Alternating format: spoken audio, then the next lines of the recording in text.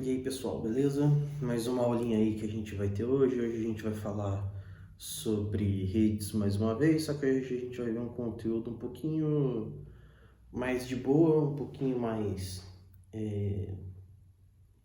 teórico, mas ao mesmo tempo que a gente é mais comum a gente ver. Então hoje a gente vai falar um pouquinho sobre unidades computacionais, sobre bits, bytes.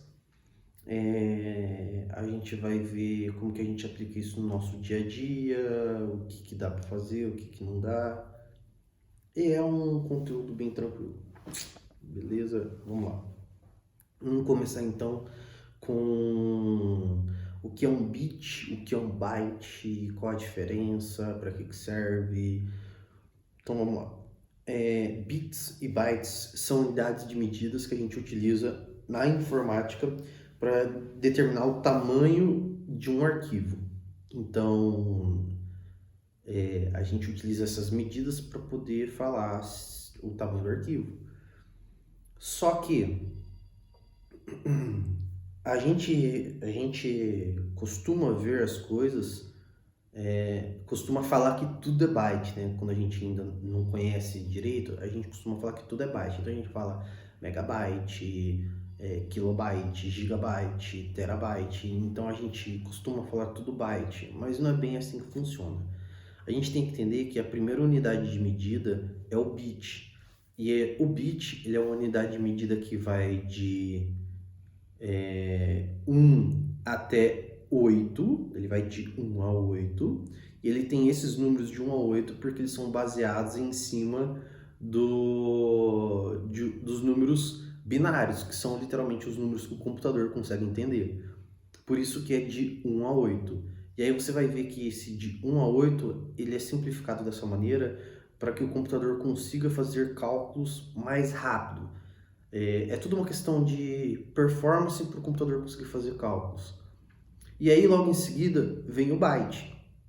É como se fosse, é como se eu estivesse falando igual numa régua, tipo milímetro, centímetro, metro, quilômetro e por aí vai. É como se eu estivesse aumentando a escala, é a mesma coisa.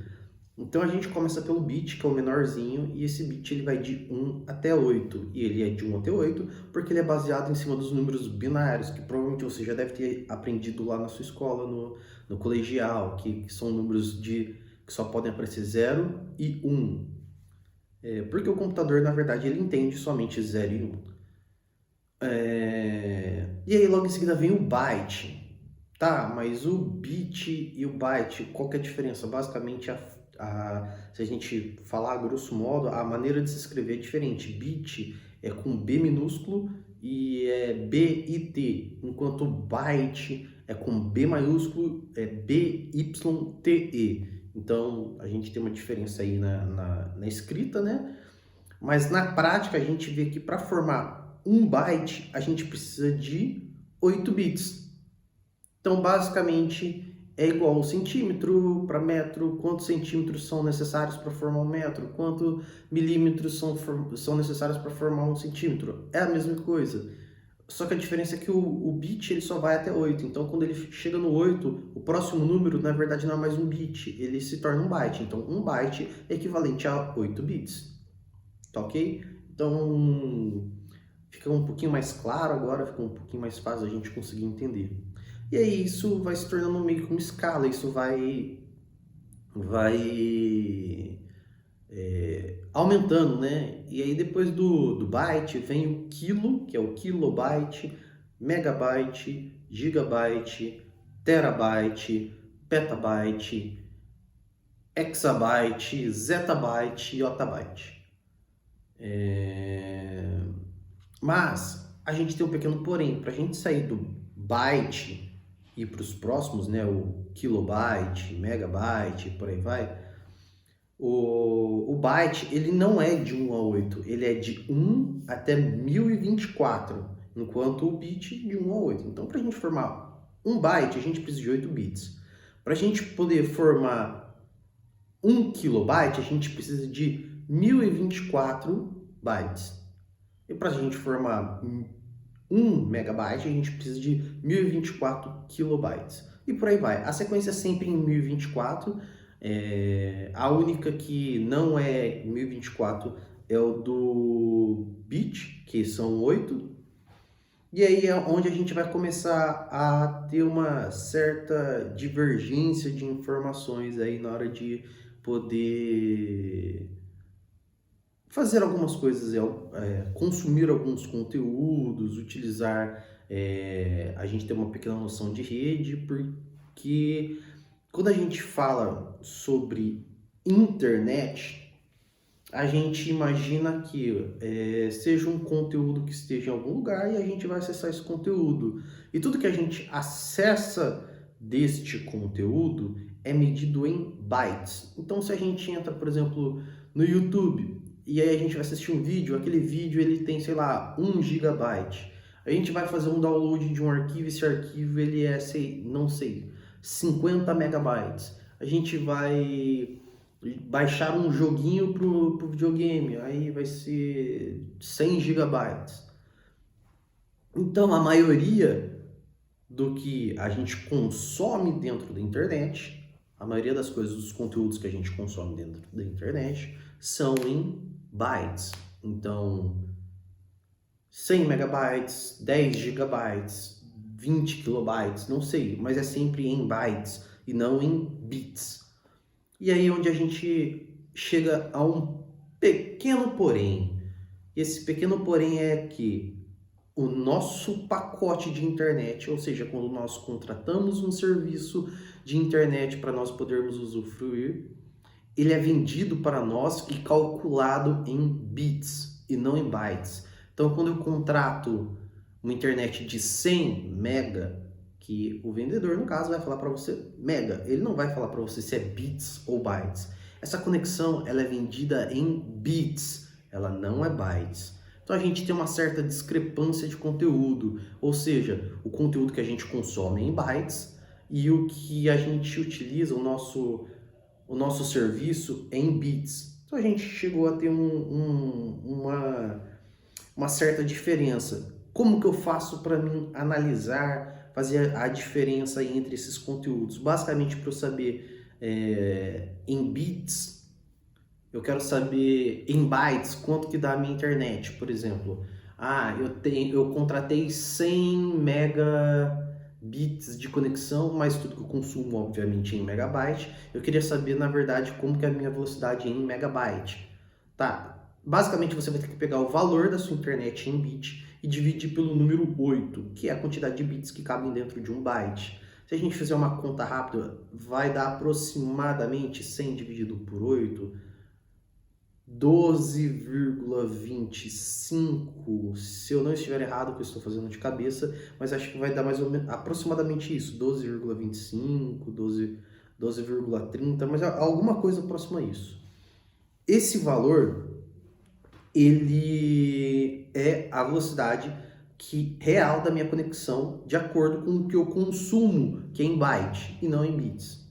Então, basicamente, quando eu for utilizar a internet, for fazer um download de um arquivo, a velocidade que ela vai aparecer não vai ser 100 megabits, ela vai aparecer lá para mim 12,25 megabytes, tá? E não megabits. Esse é o pulo do gato. Eu vou deixar aqui para vocês, vou mostrar para vocês um download de um arquivo e vocês vão ver que está lá megabyte, a velocidade, e o arquivo também vai estar em megabyte. E quando a gente contrata um plano de internet, eu vou colocar aqui também algumas imagens de planos de internet que a gente pode contratar, que eles são em bits e não em bytes, tá?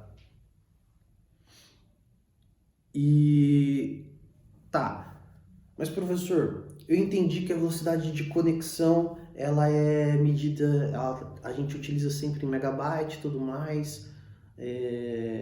O que isso influencia para mim em questão de velocidade e performance para vários tipos de conteúdos diferentes? Vamos lá. Se eu falar para você que é em termos de somente download, eu quero internet só para baixar filme, baixar jogo, para assistir vídeo, eu não vou utilizar a internet para mim jogar em alta performance. Tá. Então, o que eu preciso olhar é somente a velocidade em megabits ou megabytes, como você preferir aí olhar para sua conexão, já que você já aprendeu a diferença entre eles. Você só vai precisar olhar para essa velocidade. Por quê? O que essa velocidade vai fazer de diferente para mim? É a velocidade com que os conteúdos, a quantidade de conteúdo que vem de uma vez só por segundo até o meu computador. Ou seja, eu quero que vocês imaginem uma estrada, literalmente uma estrada, onde a gente vai ter duas faixas, ou seja, é permitido que percorram dois carros ao mesmo tempo em um sentido, somente, sei lá, do sentido sul para o norte, de baixo para cima. Eu quero que vocês imaginem essa estrada onde os carros percorrem do sul para o norte. Basicamente, a quantidade de coisas, a quantidade de carros que percorrem ao mesmo tempo juntos ali naquele mesmo local da estrada é o que determina a minha velocidade de conexão em megabytes. Por exemplo, se percorrem dois carros, eu vou fazer uma analogia com mega. Então vão ser 2 megabytes por segundo, tá? Então essa é a ideia. Então eu consigo passar dois carros de uma vez só, 2 megabytes de uma vez só. Então, a velocidade que a gente está acostumado a olhar é, na verdade, a quantidade de coisas ao mesmo tempo que conseguem percorrer por essa estrada. Essa estrada é o que a gente chama de largura de banda. Só que não é somente isso que determina a velocidade, né? Então, o que determina também se a velocidade é rápida ou não, é a velocidade, por exemplo, do carro percorrer essa estrada. Então, não adianta eu colocar dois carros para andarem juntos, lado a lado, e eles andar a 20 por hora em um lugar que a gente precisa andar a, sei lá, 80, a 100. Então, a quantidade de coisas ao mesmo tempo não quer dizer que essa seja uma conexão rápida. Ela só quer dizer que ela consegue transferir várias coisas ao mesmo tempo. Se o seu propósito é somente assistir vídeos, fazer downloads, utilizar redes sociais, a largura da estrada, ou seja, a largura de banda, é mais do que suficiente para a gente poder fazer uma analogia e entender o quanto que eu preciso de conexão.